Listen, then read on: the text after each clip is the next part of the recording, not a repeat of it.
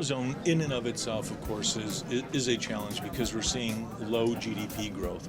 But having said that, each of the countries seem to have their own dynamic. What we're seeing is actually some good employment trends happening in Spain, some good employment trends happening in Germany. The French market is really a challenge with high unemployment and some low GDP growth projections.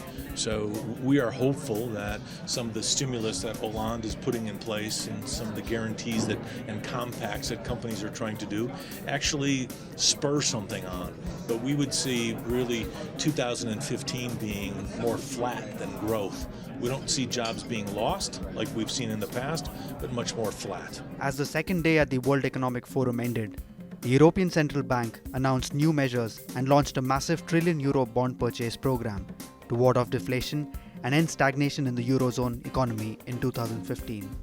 Speaking at the session titled Global Responsibilities for a Digital Age, German Chancellor Angela Merkel briefly addressed the growing menace of terrorism and the threat to freedom of speech against the backdrop of the attack against Jewish citizens, journalists, and police forces in Paris.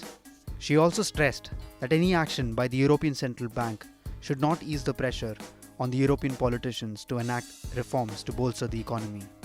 In another session titled Egypt in the World, Egyptian President Abdel Fattah al-Sisi reiterated his call for a renewed religious discourse.